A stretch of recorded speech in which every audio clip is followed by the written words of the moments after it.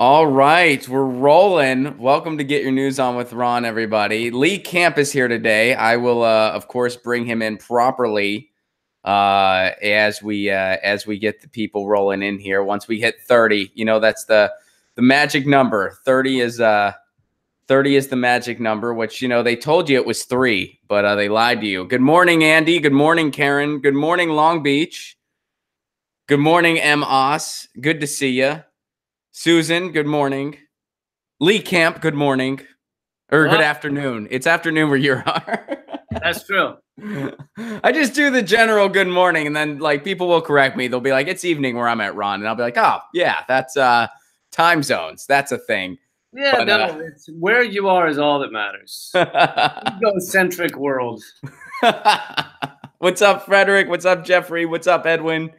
Good to see everybody. Hello, Tim. Tim says hi to you, Lee. Hey. What's up, Chris? What's up, Daniel? What's up, Christy H? Buongiorno, Sids. Come stai oggi? Sono bene. Good to see everybody. What's up, Jennifer? Glad everyone. We're just, and we are there. We're officially at 30, so we'll begin. Wow. Lee's only got so much time, so we wanna ask him as many questions as we can, and so Lee Camp is my guest today. For anybody not in the know, Lee Camp is a comedian and the host of the RT comedy show Redacted Tonight. It's a wonderful program. He was also he also did Moment of Clarity, which a lot of people were tweeting when I said that you were going to be here. A lot of people tweeted about that series. It was a very popular series. I liked it a lot as well. And you just filmed a special, which is one of the reasons you came on today. And I got to go to one of the nights, and I did have a really good time. That was such a fun night, man. I mean, Jimmy was on fire. You were on fire. Abby did a wonderful job bringing you up. That was Jimmy Dore, Abby Martin. And, man, that was just such a fun time. I think just the people hanging out, Paul Provenzo, Rick Overton. Wow. Yeah, man, the after party was just, I mean, all right. Greg Pallas was there. Overton was there. Paul Provenzo was there. Francis Fisher was there. Fisher, Robert Shear, Truth Dig. Yeah, that was a fun hang, man. That was a really fun hang. And me and Rick Overton accidentally went to the wrong spot before everybody else. Like we wondered. So there was this spot for everybody that wasn't there. Maybe a couple people in the chat were, but there was this after party that was going on after Lee's show, and there were a couple spots next to each other. One was like a chill bar that was totally appropriate to have said after party. The other was like this weird nightclubby type thing that was like, oh, this would be a weird spot. I think I walked in there and you couldn't actually hear anyone say anything. So. No, totally, man. Me and Overton walked in there. Like me and Rick Overton walked in there, and we're looking around. We don't see anyone we know. And he's like, I don't know about this place, Ron. I was like, yeah, I think we're in the wrong place. But we found it. In the first 12 seconds, you got offered a hand job. So, it was all right. Yeah. So it ended well, but yes. Yeah. Well, good to see you, man. So what can you tell us about the special? Like what's kind of, where's it at right now? Well, yeah, it's all nearly done. They're just, fixing up some sound things and stuff like that. But as you're talking about, I taped it live in Los Angeles at the El Rey Theater. It's my first stand-up special in over 4 years, because we'd put out these little redacted stand-up specials, but I was about 15 minutes of the half hour or whatever. So this is the first real one in over 4 years, and it'll be available only on its own site. There's no Netflix, no Hulu, no nothing, because you know what? They don't really want to talk to me anyway. So so yeah, it'll just be on its own site, and if people want to sign up to find out basically when it's available, which will be the next couple of weeks, they can do that at leecamp.com. Sign up for the email list. But yeah, it was, I feel like I talked about a lot of important shit, and I tried to cram it all in there in an hour. And, as I'm sure you see with your stand-up, it's tough to analyze the entire world in an hour, but I did my best. Yeah, and sometimes it's tough to like always have those punchlines ready. Like sometimes you're like, oh, this is just an aha moment. The ha-has, like they're there, but they're a little lighter than I would like, but this chunk's still important. Well, yeah, no, I mean, luckily it was the night went really well, but yeah, there's those moments where when you're working in dark comedy, which, you and I are, you're going to have moments where you're like, Isn't it hilarious that they said they were going to help those people and then they killed them all? Right. No, it is not. So there's like, it's like we're with you and we're there, but man, that's too real. My favorite, I really enjoyed, and I don't want to give anything away, so I'll speak very generally, but I really enjoyed the where you were describing the police officer job. Yeah. It was a long bit, and I really dug that bit. And that's like that. Those are the types of bits that I think like you can only see in a longer set. Like it'd be tough to do that if you were doing 10 minutes at a club. It'd be tough to do that bit, I'd imagine. Well, and also that bit is about how we should get rid of basically all police officers, 99 police officers. And I feel like if you just say that statement to someone, they're like, "This guy's crazy." Right. He's an anarchist. But if you actually hear the whole 10 minutes of it, I think like probably a lot of cops would agree too. Like it's a well thought out philosophy on why we don't need kind of the like fist of the corporate state on every street corner, largely just harassing people of color. So. Yeah, I mean, yeah, it's one of those things where, and I don't want to give anything away about the bit, but it's like, yeah, you kind of take a step back and you turn it on its side and you're like, oh yeah, we didn't think this one through. We should have thought about this a little more. Or the ruling elite thought it through and we did not so much. Yeah. Right. Yeah, there you go. So let's talk about the show, man. What's going on with the show? I know that things are changing by the day over at RT. Is there anything new and exciting to share with us? Well, in terms of, RT America has been dealing with all kinds of shit, whether it's suppression or, and as you also know, it's not just RT America. It's against any anti-establishment, corporate voices out there. It's hitting all of us very hard. But RT America deals with another level of it. And now the government's saying China is being forced to register, China's broadcasting networks being forced to register as a foreign agent. And then you're like, oh, really? So I guess the next ones are Al Jazeera, BBC, CBC from Canada. Are they going to go down the list of all of them and say they're all these nefarious foreign agents? We'll see how that goes next. But so RT America is dealing with that. They're also dealing with the death of Ed Schultz, who was kind of the centerpiece of their news programming, so in that way, it's been a tough time for them. But in terms of Redacted tonight, we keep going as always. I'm proud to say I write all the stuff I'm doing on the show still, and it's a lot of work, but it is definitely an effort of passion, a job of passion. And I kind of, it sucks to see the suppression take hold, to see Facebook won't let me get views and things like that. But at the end of the day, I'm just going to keep doing what I've always done and see where it takes me. So. Well, I've heard other people say it, but I've never heard you say it. So I'm curious, like people have said, like, when we're in DC, I mean, out here in Los Angeles, it's like we all kind of find our lane and we kind of have our tribe and it's sunny all the time. But like over in DC, I've heard that it can be a little bit vicious, and a lot of times the RT people, because of what has happened in the last 2 years, they feel kind of alone. Have you ever kind of felt that way, or? Yeah, I mean, you're already an outsider because you're a comedian. Like we're already just outsiders by design, so it probably doesn't hit you as hard. Yeah, I mean, I don't want to speak for RT's journalists. I don't know how exactly all of them feel, but it can feel like you're being attacked at all angles in certain ways, and I think the group I look to remind me why I'm doing this and that we're, standing for something so important is kind of certain journalists out there that are also outside the mainstream, Max Blumenthal and Abby Martin, who you saw did the intro at the show. And there's a select few others who also deal with this kind of endless barrage of shit, because you're not just showing what's wrong with the power elite. You're also showing what's wrong with the corporate media, and you know, and you and Jimmy are also in this group, and so you're going to deal with this shit. I mean, it's kind of it's funny to watch in a certain sense if you can remove yourself from it and not worry about your views or your income or whatever. It is funny to watch, you know, like when they grouped Jimmy in with, on the CNN article, grouped him in with pedophiles and neo-Nazis. And it's like, oh yeah, and there's also Jimmy Dore. Oh yeah, that all fits together as one group there. Pedophiles, neo-Nazis, and Jimmy Dore. You know how it is. Well, but they also said that the Jimmy Dore show was peddling conspiracy theories. And coincidentally enough, that was the same week I started riding my bike more. So, you know, I tried to spin it as the positive. I was like, oh, maybe they noticed I've been exercising because we were peddling something.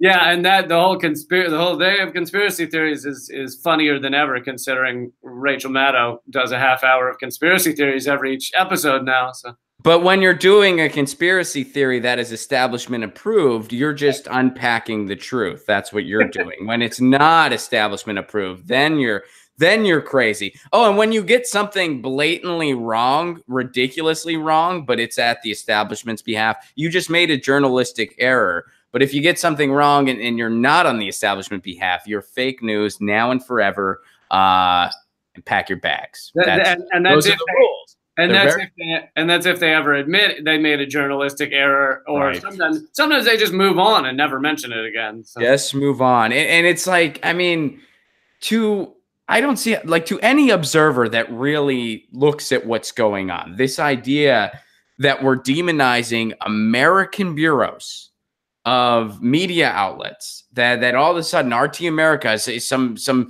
foreign agent. The FARA Act happened in the first place to combat Nazis. That's what it was intended for. Yeah. Now we're using it against American bureaus and American journalists. This is absurd beyond comprehension. And the other thing that'll blow people's mind is it was designed to talk about lobbying firms, not about press. Because it was supposed to be freedom of press. So it was designed to talk about lobbyists and like Nazi and German lobbyists and those type of things. So really, if you wanted to do the pinpoint exact definition of what should be a foreign agent, it is AIPAC, which is Israel's lobbying arm in America. So that should be a foreign agent. And in fact, in the 1960s, they kept saying AIPAC needed to register as a foreign agent, and they just never did it.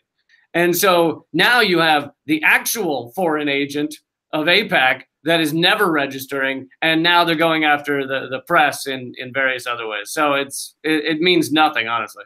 Well, and we're seeing history repeat itself in a very ugly way, because when you look at what really took down a lot of the labor movements throughout history, it was a number of things, but one of the big elephants in the room, McCarthyism. Yeah, that was one of the. So now it's almost like this is preemptive McCarthyism. Like, it's like, well, the only way we're going to get our next FDR is if we have a true rise in labor outside of electoral politics. At least that's what I believe. So let's preemptively strike and throw the McCarthyism at them now. Let's. Yeah, McCarthyism for the ruling elite has just been the gift that keeps on giving. It's just, you wait 10 years from the last run, and then you just start over again, re-up, and accuse everyone of, being a Russian. You voted for Bernie Sanders, you're officially a Russian. So let me go to the view. I know a lot of people are excited to see you. Let me see if we got some viewer questions. Normally I have help that kind of feed me questions from the chat, but my buddy Pasta, who oversees this. Where are your people, Ron? Yeah, Pasta, sometimes he doesn't wake up, and it's hard for me. Like, I can't exactly like wake him up because of the $0 that I pay him, So it's kind of like he lets me know when he's available, and he's like, I gotcha, and then it's like, but I'm also supposed to give him a heads up when I have a guest. Let's do a GoFundMe to get Pasta an alarm clock. Right. We got Jordan wants to know, would you support Bernie Sanders if he runs in the DNC primary again? Well, I don't think, at least not recently, have I done a full-on endorsement of anyone, because I believe whatever type of comedic journalism I want to have, I probably shouldn't just say like, hey, I have endorsed this person. Would I speak positively of various things he's doing?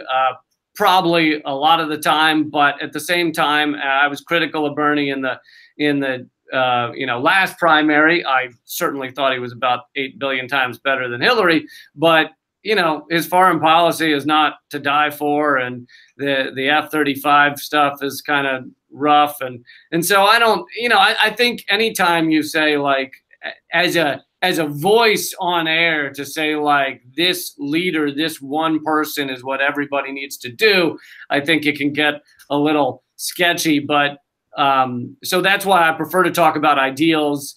And that's also when the night, or I guess we did a show 2 days after Alexandria Cortez won. I said, look, I don't know her. I don't know anything about her. She's never been in office. Maybe she'll be amazing. But here's why this is a positive moment, is because it's a win for ideals. She was talking about abolishing ICE. She was talking about Medicare for all. And sure enough, now we're seeing some things that are not very exciting about Alexandria Cortez, tweeting out that John McCain is has unparalleled human decency, which is like, what?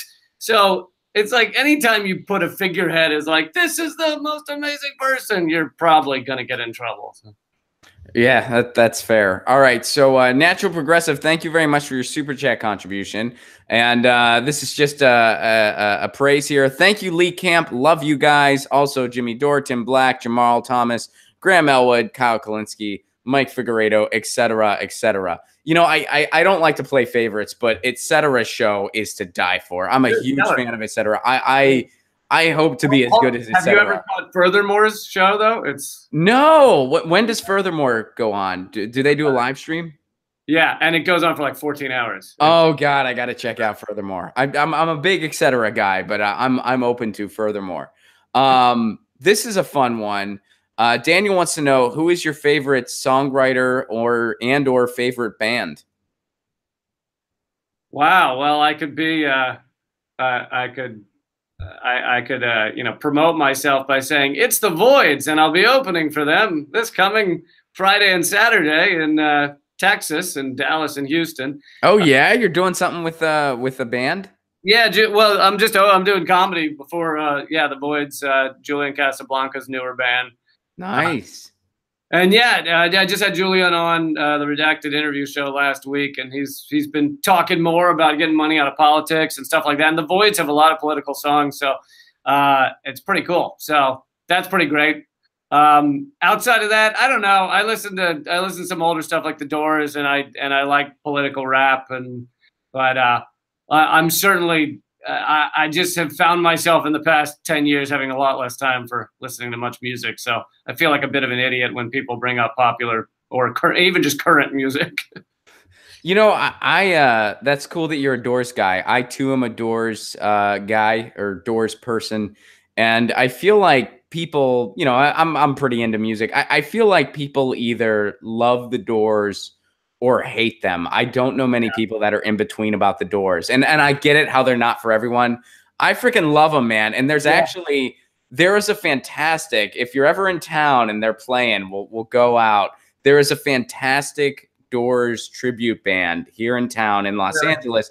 They're based literally right in Venice. So right where the actual Doors started. Ray himself will occasionally jam with these guys. Like, they're all friends. And they play like right on the beach sometimes. It is a super fun night. It is super fun. But anyway. I feel like to truly love the Doors, you kind of have to feel the time that they were biggest. Like, they're a part of that time. And so if you kind of are a student of history and, really get into like the 60s and stuff, it makes that music makes sense in that time. Oh, yeah, man. And for me, it also just is attached to a lot of really fun college memories too. Like, it's like that would be like the soundtrack to, hey, we're going to go out tonight and we're going to have a couple beers before we go out. And, I think about that and I think how, like, wow, if I had to drink with 21-year-old me today, I would die. I wouldn't make it. I wouldn't make it through the evening. Couldn't keep up? I couldn't, man. I could not. I could not keep up with 23-year-old me. I'd have a better shot, but like 18 to like 22-year-old me, no freaking way. Like 22-year-old me be like, we're ready to go out. And I'm like, I'm in bed. I'm done.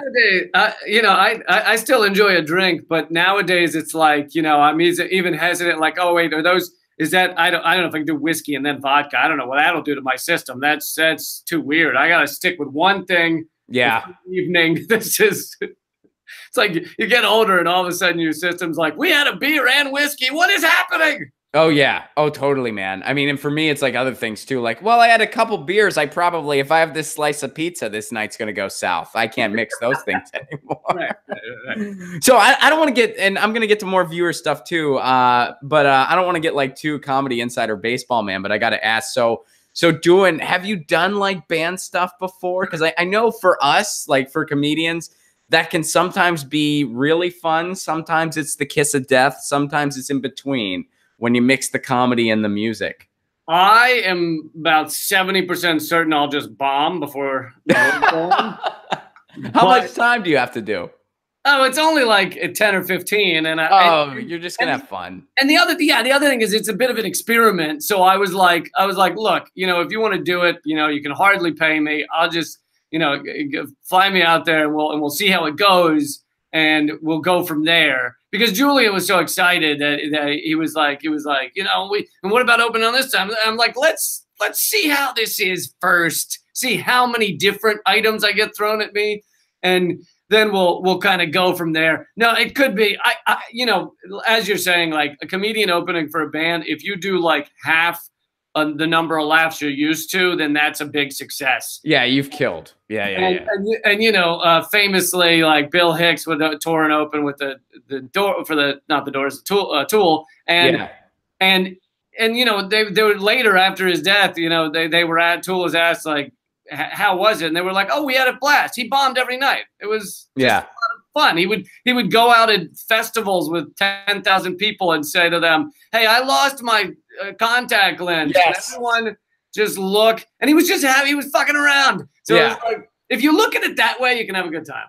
Well, and then there's that famous story about Bobcat Goldthwait where it's like Kurt Cobain was really into comedy, and that's why Bobcat Goldthwait toured with Nirvana for a bit. Really? And the one night, like in Chicago, Bobcat was like really bombing, and it was around the same time. I forget all the details, but it's around the same time that something happened with like Michael Jordan's dad, and Bobcat said something about it to like just piss off the crowd intentionally. Like I'm not remembering all like the details, but he said something on purpose that he knew would piss off the crowd. Like it was something in the news pertinent to Chicago. And he was just completely fed up. People started booing and people started throwing stuff. And Kurt Cobain apparently was backstage in the wings, kind of laughing his ass off. And that's how Bobcat got the rest of the tour. They were like, that was great. We're keeping you around. Yeah, that's usually when it works, when the musicians don't, take it too seriously and they just want to have a good time. And You're playing, you're really playing, you're literally playing to the front of the house. Like you cannot play more to the front of the house, or I guess technically back of the house because it's backstage, but right. You're really playing to a niche group. Giovanna wants us to know democratic incrementalism used to be called gradualism till Dr. King pointed out it's nothing but a tranquilizing drug. Thank you for that. Thank you for that. I like that. Yeah, it can be used as a release valve for anger. So, you get in these Democrats that it's slight progress. It's like, yeah, well, we've been trying slight progress for about, 60 years or whatever. And what's it gotten us? It's our environment's still collapsing down around us. So. So Jordan wants to know, since we went down the music hole, you mentioned that you're into political rap. Are you a fan of either POS or Astronautilus? I'm not familiar with either of those acts myself, but are you? No. But like I said, the past, especially since the Redacted Tonight show, I've been so busy that I've stopped like finding new stuff, which, kind of sucks, but. It's kind of a job, man. I mean, it really is. And I think part of it is also getting a little older. I mean, I was really, really into music in high school, and I still love it just as much, but I don't have the type of time that I had to really go find stuff. And plus, when I was really finding stuff all the time, it was kind of before the scene we have now, as far as like everything that's changed with the internet. I'm just old enough to remember when you would go to a certain venue, when you had an alliance to a couple different record labels, when you would look for flyers and stuff like that. And even though that stuff still goes on, you know, it's a lot different now. And I don't, you know, I don't exactly know. Like I have a few blogs that I've migrated to. Like I have certainly evolved with the times, but I'm not able to do it quite the way I used to. Well, and stand-up comedy has, you know, some parallel growth in that way too. That, you know, the clubs are all disappearing and people don't have that allegiance to like, oh, I'm gonna, you know, they might have a couple, but there's not that many comedians. They're gonna be like, when's he coming to town? I gotta see it, and all that stuff. So yeah, it you know, people just with so much free content out there, so much on YouTube, so much on Netflix, it's going out to see live shows is like a dwindling art, I feel like. Yeah, but before we get off the topic, I also got to say real quick, have you ever heard of Jasari X? That sounds familiar. I'll send you some stuff if you're not familiar with him. He's actually he's from my hometown. He's from Pittsburgh, Pennsylvania, and yeah, he's one of the very, very good political hip hop, super socially conscious stuff, really, really good, and he's doing well. He does a lot of colleges, and he does, you know, like just a lot of different like activist events and stuff like that. And he's hard to keep track. He tours a lot. Like he's got to be doing, he probably does about 40 some weeks a year. Wow. Or at least last time I was following him, that's around what he was doing. So people are bringing up what happened with Amazon yesterday.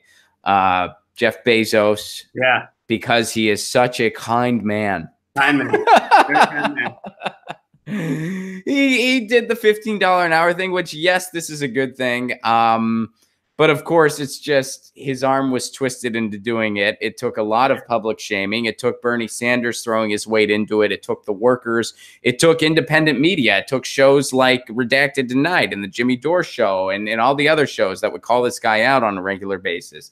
So what's your take on that whole event? Yeah, it's funny. Unintentionally, it aligns with, because I'd already written it this weekend, and then it just came out this morning. My Truthdig article on Jeff Bezos.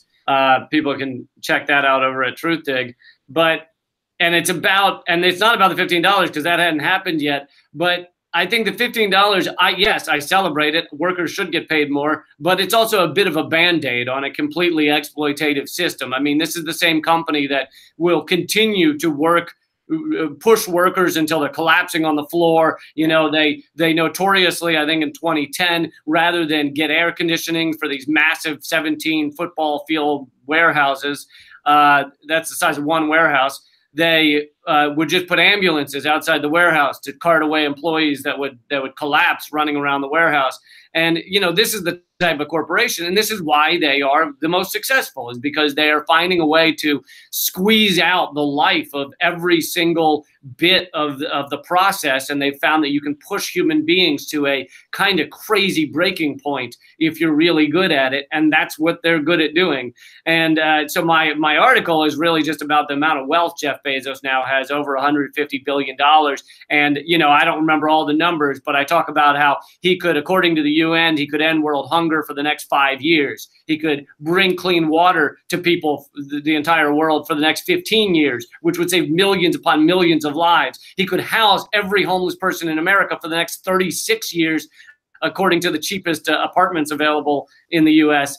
And all of that is just to point out that having this level of wealth is sociopathic. And we shouldn't look at it as some big achievement. He shouldn't be on the cover of Forbes. And we have a system that creates these sociopaths, rewards them, and puts them up there as the ruling entity of our world. And it's really a sick system. It's not something to be celebrated, although I obviously celebrate workers getting another $15. And unfortunately, Ron, I got to go in a couple of minutes. I'm filming another segment for Redacted, but I can't thank you enough for having me on, though. Yeah, no problem, man. And yeah, I know you had a time frame, so thanks so much for stopping in. So let's use the last few minutes. Please plug away, give people any details they need to know at this point in time about the special, and we'll sign off that way. Thank you, man. Yeah, the special is going to be called Get Out Your Pens. It's a bit of a title. Very patriotic, super Uncle Sam comedy special, not allowed on American television. Love it. And it'll be out in a couple of weeks. If you want to find out when, at the moment it drops, you can sign up to my email list over at leecamp.com. or just keep checking my Twitter, and we'll have the pre-sales thing up in no time. So people can grab that at Lee Camp is my Twitter. And the last thing is I'm actually coming back to LA. I'm going to do some more California shows, Santa Cruz, San Francisco, LA, and San Diego. And that'll be at the end of October, early November, and that's all over at leecamp.com if you click the schedule tab. And for those of you wondering, I asked Ron to open, but he won't be around on November. I won't be. I'll be in San Francisco. When are you going to, or I'll be in Sacramento. When are you going to be in San Francisco? A couple of days earlier, October 26th, and then 27th, Santa Cruz. So we just miss each other, man. I'm going to be in San Francisco November 3rd. I'll be in Sacramento November 2nd, and then I'll be in Santa Barbara November 4th. So it's like, well, maybe we'll have some fans doing the Lee Camp Ron Placone week. That'd be great. I hope so. I hope so. Well, thanks so much for doing this, man. LeeCamp.com, at Lee Camp. Check it out. Sign up to get the info when the special drops. And I am really looking forward to it, my man. Keep at it. Keep doing the great work out there. All right, buddy. You too. Peace. Guys, that was Lee Camp. Thanks so much for being here today. I know he couldn't stay super long, but he's a busy guy, and he's promoting his special. He wanted to come on, promote his special, and I was like, abso-freaking-lutely, because I was there for the first night. I didn't get to go to both nights, but I got to go to the first night. It's going to be an amazing special. It was a lot of fun. He has a fantastic hour, so I do highly recommend checking that out. And, of course, checking out Redacted tonight over on RT America. Wonderful show. He's doing great stuff. And we'll have him back again. You know, Lee's been on before. He'll be on again. I know a lot of you guys wanted to ask him stuff. We could not get to everybody because he only had so much time to give. But, you know, that's just how it goes. Thank you guys so much for being part of this. Let me go to the chat for a little bit to end today, see what you guys are saying. And let's see. Lovely Camp, great show. Lovely. Thank you so much. Somebody redacted a message. Ha, I like it. Very, yeah. You guys are awesome. Oh, you guys are so kind. You guys are you guys are being very, very kind. John Hopkins researchers say magic mushrooms should be decriminalized. Derek, please send that article to me tomorrow because I would love to cover that on the show. That would be awesome. You guys are great. Glad you guys enjoyed it. I'm sorry Lee couldn't stay super long, but we got to ask him some questions. Y'all are the greatest. If you want to support this show on the sustainability end, you know how to do that. Patreon.com/Ron Placone. For a Give What You Can level, you get all kinds of exclusive content, including my album that's going to be out in November. So stoked. My album, it's going to be called Agnostic Holiday. It's coming out in November. And if you're a patron, you get that delivered to you for free digitally. How cool is that? That's a lot of fun. Also, my tour dates, unfortunately, me and Lee are going to be crisscrossing each other in California, which is a bummer. But, you know, you can check it all out. November 2nd, Sacramento, California. November 3rd, San Francisco, California. November 10th, Austin, Texas. Come on, Texas. I want to see ya. We're over at our sponsor, ZHITEA.com. November 23rd, I'm going to be in my hometown of Pittsburgh, Pennsylvania. Come see me. And, guys, Florida, Graham Elwood and I are going to be in Florida in January. January 9th, Gainesville, Florida. Tickets are available for that now. January 11th, Orlando, Florida. Tickets are available for that now. January 12th, we just confirmed Jacksonville, Florida. So we'll be talking. Tickets are not available for that yet, but they should be available within the next day or so. That show just got confirmed, January 12th, Jacksonville, Florida. And we are trying to get to South Florida on January 10th. If you have any recommendations, let me know. Guys, this has been Get Your News On with Ron, the world's first viewer-curated streaming news show. I love you all very much. Tweet me some articles tomorrow. We'll be back then. Hope you all enjoyed Lee Camp.